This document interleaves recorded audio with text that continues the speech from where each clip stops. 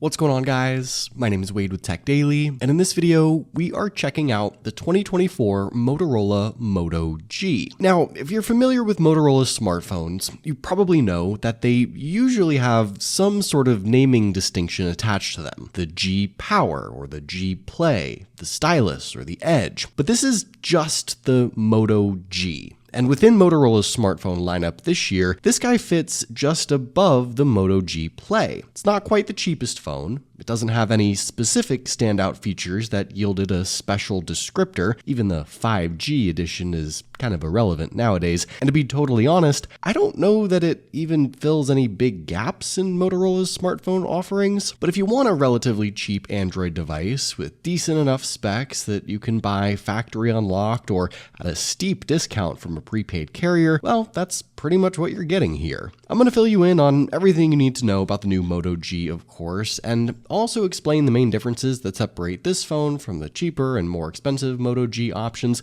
so you have a full understanding of what you're buying. But first things first, let's just quickly unbox it so I can roast Motorola's fake attempt at sustainable packaging, as I always do. Slicing into the plastic-free box printed with soy ink, the first thing you get is the phone itself, of course. Underneath that, another faux nod to sustainability that separates the only accessories Motorola still affords you: a USB-C cable for charging, but no newer, faster, more efficient charging brick to pair it with, and then a stack of paperwork that I know killed some trees. With that stuff out of the way, here is the new 2024 Moto G. And one thing to note, during setup, Motorola still default selects a whole bunch of garbage apps they want you to pre-install, so make sure you uncheck some of those to save some gigs and speed up the setup process. As far as pricing and availability, Motorola always likes to make this more difficult than it needs to be. This phone technically launched not too long ago at $199 unlocked, but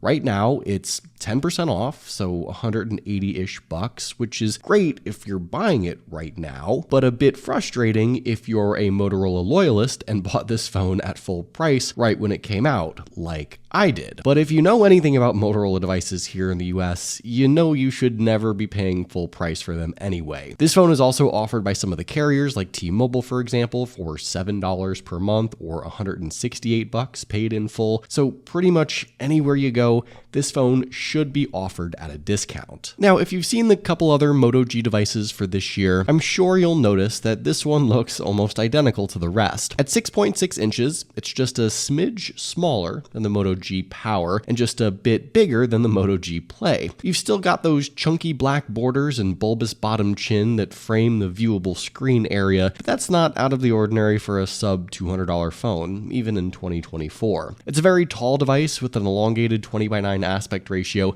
and coupled with those excessive bezels, it feels a bit bigger in the hand, but I'm sure most of you are used to these big and tall phones. Around back, Motorola brought about a new material to cover some of their smartphones this year, an eco leather, yet another nod to their sustainability stance. And jokes aside, we saw this on the Moto G Power already, but I think it is a really nice and unique material choice. It feels similar to my leather desk mat or leather-bound notebooks. It's soft, it gives off a semi-premium sort of vibe, and it's a nice departure from the cheap plastics or overused glass that most smartphones are made of. The rest of the phone, the sides, the frame, that's still plastic. It's a very thin and slim sort of phone. The camera lenses don't stick out much at all, and you still get Motorola's water repellent certification here, so an accidental splash shouldn't harm it. Taking a look around, on the left side you have your physical SIM card tray with micro SD card support. The phone supports eSIM, by the way. Now, you only have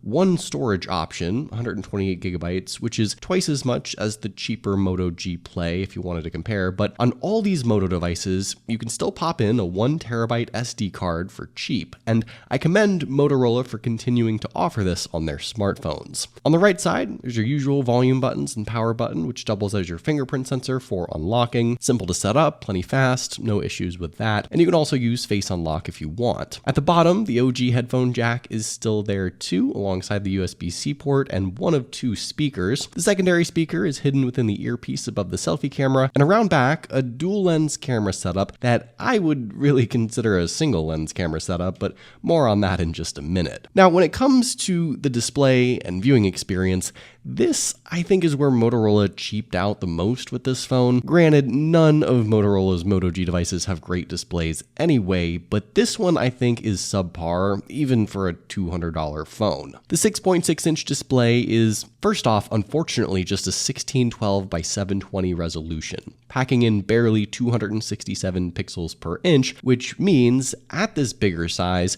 you can see the pixels, and I think most people could classify it as a pretty low-res looking screen, even from a normal viewing distance. It's also an IPS LCD panel, which means you're going to have glare, and then some more glare, since it doesn't get very bright, and the front glass that covers the display also isn't anything new or modern. I mean, this phone arguably gets brighter than the Moto G Play, which, by the way, also has a 720p screen, and jumping up to the Moto G Power doesn't yield you OLED either. So screens on these Moto devices, like I said, are just not that great, when Samsung and OnePlus, for example, offer AMOLED for cheaper price points. But this has just been the case for a number of years now. The only positive here is that this phone does offer a 120Hz high refresh rate mode, which you'll want to make sure you enable in settings. That's a step above the Moto G Play, and it'll make the phone feel faster and look smoother visually. So at least you get one decent display spec. And look, I know this is still a budget phone through and through, but like I said, comparatively with what else is on the market right now, and considering Motorola's previous offerings the last few years, they just don't offer the sort of viewing experience that customers deserve, and I think it's probably my biggest complaint with these Moto phones overall. On the plus side, Motorola stuck with the dual stereo speakers this year. They tend to go back and forth on that, and the out loud listening experience is pretty good. Here's a quick sound sample so you can hear it for yourself.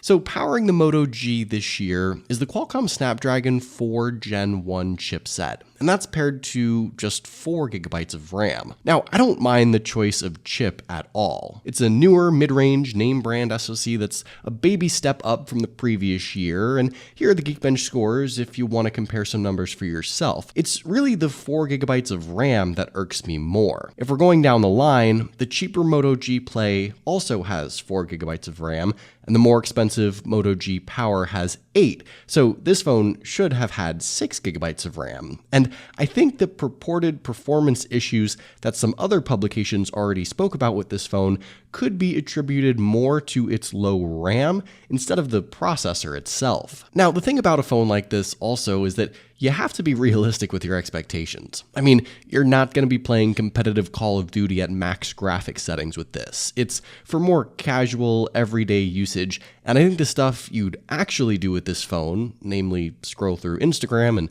pull up some Google Maps directions, that's all going to be a perfectly fine experience. It's a phone intended for the simple stuff, and if you want a simple, familiar Android experience, or you've been a fan of Motorola for a while, you know what to expect here. But there is one more drawback in choosing Motorola. This phone supposedly will only get one major Android update in its lifetime, which, like, okay, it's at least on Android 14 right now. Literally, some other cheap Android phones don't even have that. And sure, some people may not notice or even care if their phones get updated, but if Motorola cares about capturing their customers over the long term, and if they truly are the pioneers in sustainability that they pretend to be, then supporting a phone like this, even if it is a cheap phone, over a couple of years, should just be a given. Sure, buying a new $200 smartphone every year may not be a big deal to some people, but to others, that's a significant investment, and it never really feels like Motorola is making much of an investment into their customers or their products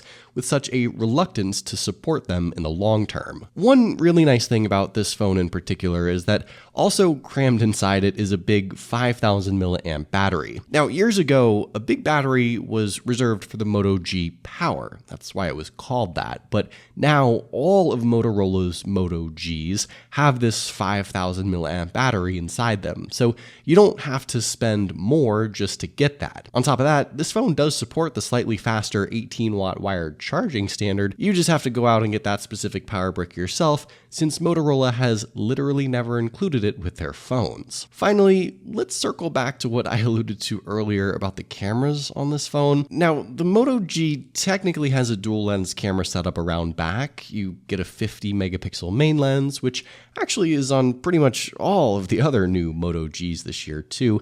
And then the secondary lens on this phone is a measly 2 megapixel macro lens. Now, let's be honest. Is the macro lens something that even needs to be on this phone? No, not at all. And honestly, it's not even very good for what it is. Motorola should have just plopped in even a cheap ultra wide lens. That would have been better, or simply nothing at all and saved themselves the 2 cents that this macro lens probably cost them to incorporate. Arguably, they also should have probably opted for a better selfie camera too. This 8 megapixel upfront shooter is the same one that's on the G Play, and it isn't too great. Now look, I don't know that anyone has ever purchased a Motorola smartphone because of the camera, but that's not to say that Motorola doesn't at least try to give you a well-rounded set of features. At the end of the day though, all these features and software add-ons don't mean bupkis without decent hardware, like the lens, or decent processing power with the internals to pair with it all. And I think these couple of sample shots demonstrate that. These budget Moto devices always overprocess skin tones and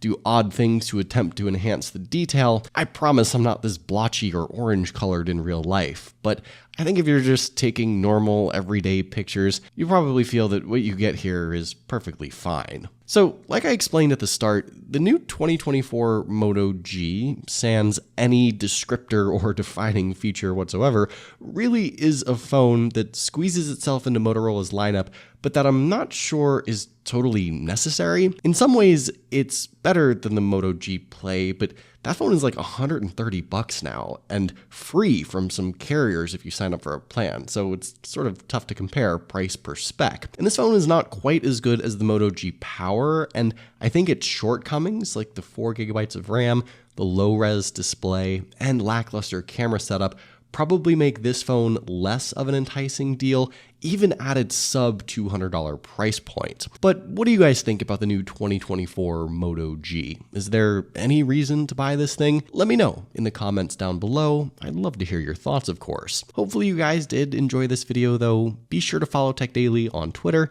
and subscribe to the TechDaily YouTube channel if you haven't already, and I'll see you guys later.